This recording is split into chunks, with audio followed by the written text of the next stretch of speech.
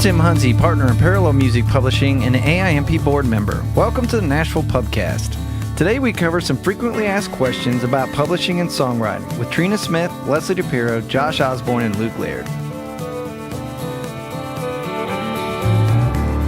We are going to get into my most favorite thing to talk about, admin. So let's just start off with basic. What is admin? Let's just start there. So we work on behalf of publishers and songwriters because a lot of times they own their own publishing and they have some sort of activity. So they put out a record themselves or they got a cut from maybe a friend or an artist, and we make sure that they're getting paid. So there's multiple places where money comes from, and we make sure all those places are paying them. And That's then, always good. Yes, Money's and then good. we collect the money, and we typically, deals are a little different, but most people pay out their clients quarterly. So we collect their money, we take our cut off the top, and then we pass through their money that we've collected. It sounds so simple, yet it's so complicated, right? Well, there are some complications, for sure. Let's start with the basics. Say I have the song, and I come to you, now a friend of mine cut it. Let's say it's just an indie artist, and I'm like, hey, I got a cut.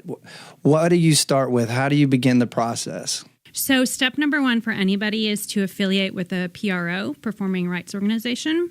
And in the U.S., that's BMI, ASCAP, CSAC, and there's a fourth one called GMR, but that's specific to certain writers. It's a pretty exclusive one, right? Yeah. So most people will pick one of those other three, and they need to sign up and register as a writer. And then if they own their own publishing, they're going to sign up as a publisher too. So they do need to do both, and it's two separate, completely different companies. Some people just do the first thing, like sign up as a writer, but then it's hard for people to find them.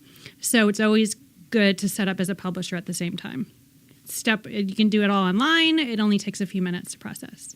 You get your stuff, you get it set up with your PRO and the basics of that, and then where do we go? So there's three places mainly that you're going to get money, and that's for performing rights money. So you're going to go through whoever you signed up with, ASCAP, BMI. And what's that CSAC. money from? Where does that come from? Performances. So say it got played on the radio, or it got played on television, or there's also money for any of the streaming services. So that's them broadcasting it out. They have to pay those companies to do that. Excellent. So you're collecting that money through that. And then you're also collecting streaming money. And that comes from a few different sources.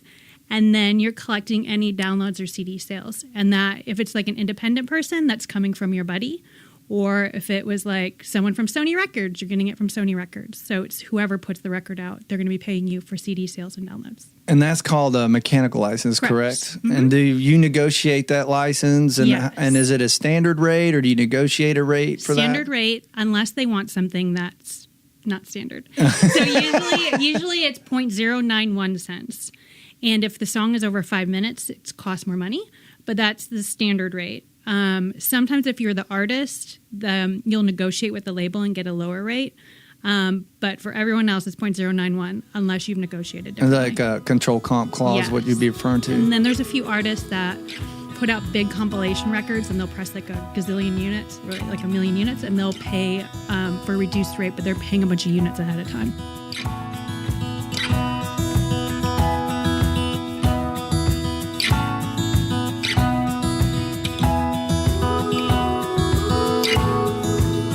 Are you guys super active in the calendars of your writers that you work with? Absolutely.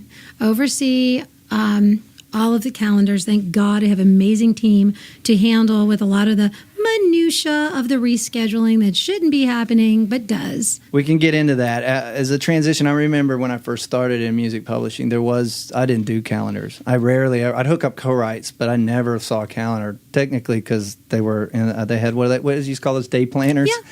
And so Day they planners. held on to them, but I didn't do any of that. All I did was pitch songs.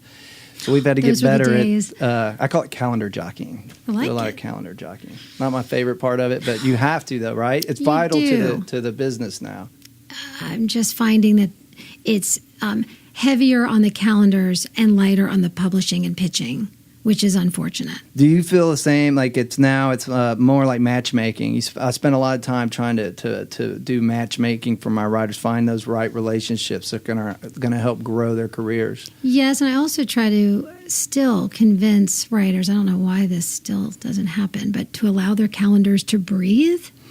It's like every living thing needs all the elements to grow, and everyone likes to completely suffocate their calendar. It's like they're hovering over it. and the sun can get to it. No rain, no wind. Every single day, I need to write, I need to write. It's like, take a day off. What are you going to write about if you're not experiencing anything except your room and your cave and your track room? Like, take a day off. Go hang out with your kids. Maybe your 5-year-old's going to say something that gives you an idea. So Or you have the just- same struggle that I say I book the middle of the week. I do Tuesday, Wednesday, Thursday. That's all I book in the calendar. And I say, I'm going to leave your bookends open, and you should keep them that way. And next thing I look in there, and they booked all their Fridays right. and Mondays. You're like, They just don't listen. Children. They They're like, just don't listen. our writers are going to love us after they hear this podcast, that's for sure.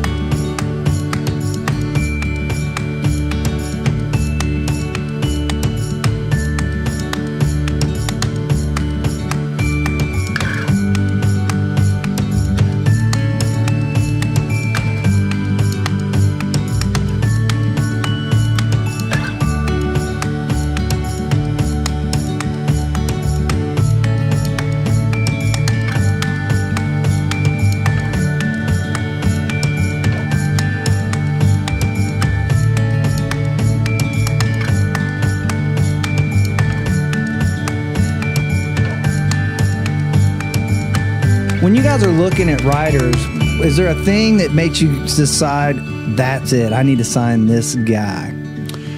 I think girl, there's. I will tell you this at Smack again. It lends itself to being a lot of trust. Robin Palmer has great ears for young writers. Matt McGinn was somebody that she very much has championed from the beginning, and then Lee Crable as well. So they actually bring a lot of people in and go, hey, this is somebody we found. And then I think a lot of times it ends up just kind of being a gut thing. Like you kind of hear the music and go, there's been a couple of people that have maybe gone on to have some success, but we just didn't think they were the right fit necessarily. Like it was like, yeah, this is cool. I don't know if it fits here, because, obviously we're looking for things that are maybe a little bit more unique, a little bit different. So Walker Hayes, things like that. We are kind of looking for things that have an identity, things that have a little bit of a uniqueness to them. So I think it ends up being kind of a gut thing. I mean, I think it gets filtered so much because, Shane writes every day, produces a lot. I write every day, produce some. I mean, so we're not necessarily actively scouting for talent. So I think what happens is people bring things to Robin or Lee, people like that, and they, will kind of bring it to us and go, hey, this is somebody we're interested in. What do you think? And probably 90% of our roster has come from that. That's great. Do you ever take those opportunities to take them in a room before you sign them, see what they're like, or do you listen? I just assume you listen to some of the music and make a we decision? listen to a lot of the music, and then there have been times in the past where maybe we set them up with a couple of younger writers, just kind of get an idea, like, hey, what did you think about that? What was your experience? Because so much at our company, and it goes back to the gut thing, is personality as much as anything. Like, we have a very solid stable of writers that everybody gets along. Everybody can hang out. Everybody can be in the kitchen and talking, and everybody can be playing ping pong and stuff like that. And I think if somebody doesn't fit in with that, we're not interested. And that's a tough thing because there are people that write hits and there are people that are great, but they just don't fit.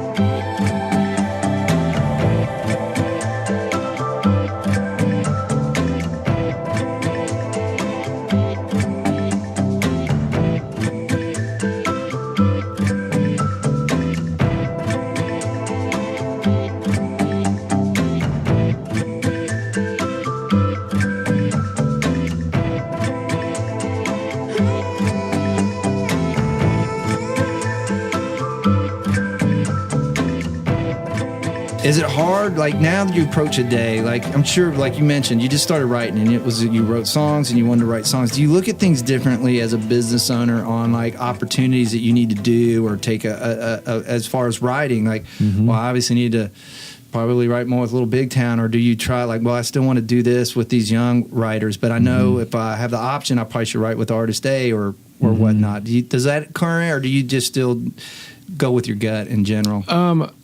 I do think about it. One of the great things about being where I am in my career, I actually feel okay about saying no to things. And I'm also where I could miss out on stuff as well. But I don't have that fear of missing out thing as much, I feel like, as some people. I know kind of what artists I can probably work well with, and then others that may be great artists, I just know that it's probably not my thing, so maybe I should just spend more time on, this thing over here. And I also know, speaking of sacrifices and that, nowadays a lot of writers go out on the road with artists, and that's a lot of times how you get cuts.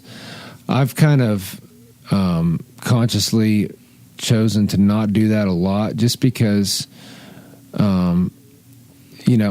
first of all, I can afford to, because now that I do get opportunities with artists in town, I don't, as a new writer, you kind of just have to do what you can do. Amen. And I admire that, because I did that as well. But I kind of pick and choose when I go out on the road. It's just, when you have kids, like when I'm out there, I feel like, man, I'm really missing out. But I do definitely weigh the working with established artists as well as new artists. I don't write with every single new artist, just because you just can't. There's a zillion of them, and I just never have to stop either. By the way, well, it just keeps going. I know. So then going. that's when it comes into play with kind of like your instinct. Well, I'm kind of like betting on, like, I like what this person does, and I've nailed it before, and I've missed it a lot of times as well. Thanks for listening to the Nashville AIMP Pubcast. For more information, check out AIMP.org or follow us at Nashville AIMP on Instagram.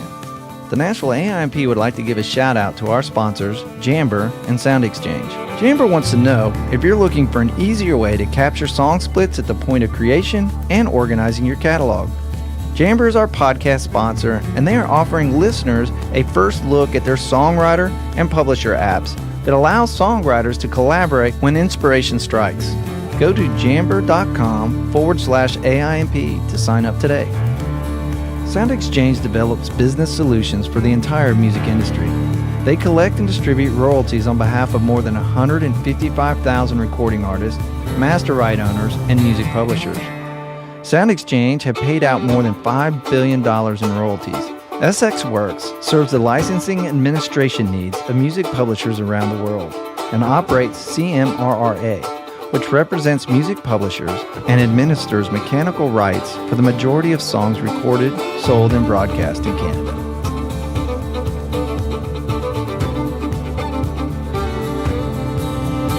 We appreciate you listening to the Nashville Pubcast. Stay tuned for an all-new episode next week.